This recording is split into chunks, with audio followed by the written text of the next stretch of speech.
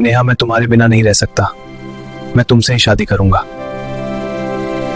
गोरखपुर की तंग गलियों में पला बढ़ा आर्यन बचपन से ही अपनी मम्मी की बहन के घर आता जाता रहता था। वहीं उसकी मुलाकात नेहा से हुई, जो उसकी मामी की बेटी थी। दोनों की उम्र में ज्यादा फर्क नहीं था, इसलिए बचपन खेलते कूदते साथ बीता। कभी छत पर पतंग उड़ाते, कभी बारिश में भीगते, तो कभी एक ही किताब से पढ़ाई करते। धीरे धीरे वह मासूम दोस्ती एक गहरे अपनापन में बदल गई। उन्हें खुद भी पता नहीं चला कि कब एक दूसरे की आदत, जरूरत और फिर मोहब्बत बन गए। लेकिन छोटे शहरों की गलियों में बातें बहुत जल्दी उड़ती हैं। लोगों ने कानाफूसी शुरू कर दी। ये रिश्ता ठीक नहीं है, लोग क्या कहेंगे। ताने आर्यन के कानों तक पहुंचते तो उसका दिल जल उठता। नेहा चुपचाप सब सह लेती, क्योंकि वह घर की इज्जत को ठेस नहीं पहुंचाना चाहती थी। एक दिन मोहल्ले में किसी ने खुलकर उल्टा सीधा कह दिया। आर्यन ने उसी रात फैसला किया कि वह गोरखपुर छोड़ देगा। वह नेहा को बदनामी से बचाना चाहता था। बिना शोर किए, बिना किसी को दोष दिए वह मुंबई चला गया। मुंबई ने उसे खुले दिल से नहीं, बल्कि कठोर परीक्षा के साथ स्वीकार किया। वहां न कोई अपना था, न रहने का ठिकाना। कुछ दिन उसने फुटपाथ पर रातें गुजारी। सुबह होते ही वह काम की तलाश में निकल पड़ता। कभी कूड़ा कचरा इकट्ठा कर बेचता, कभी चाय की दुकान पर बर्तन धोता,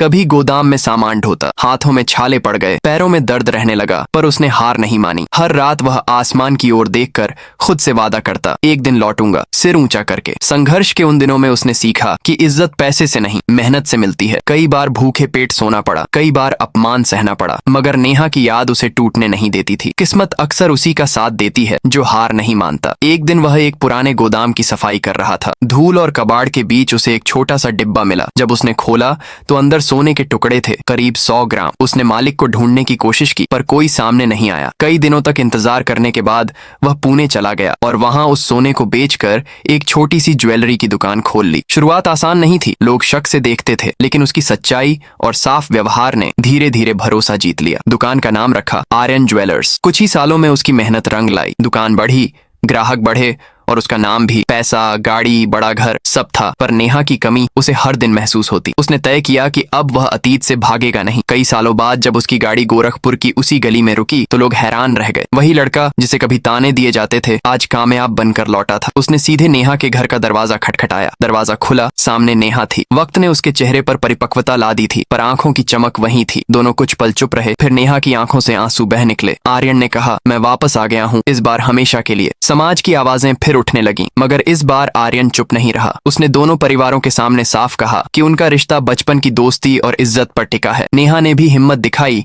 और अपने माता पिता से कहा कि वह आर्यन के साथ खुश रहेगी। लंबी बातचीत के बाद परिवार मान गए। सादगी से शादी तय हुई। वही गली जिसने कभी ताने दिए थे, आज रोशनी से जगमगा उठी। शादी के बाद दोनों ने शहर के लिए काम करने का फैसला किया। गरीब बच्चों की पढ़ाई के लिए फंड शुरू किया, जरूरतमंद लड़कियों की मदद की। धीरे धीरे ताने तारीफ में बदल गए। आर्यन ने साबित किया कि मेहनत और धैर्य से सब जीता जा सकता है, और नेहा ने दिखाया कि सच्चा प्यार डर से नहीं हारता। आखिरकार उनका प्यार इज्जत के साथ मुकम्मल हुआ और जिंदगी ने उन्हें उनकी सच्ची खुशहाल दे दी।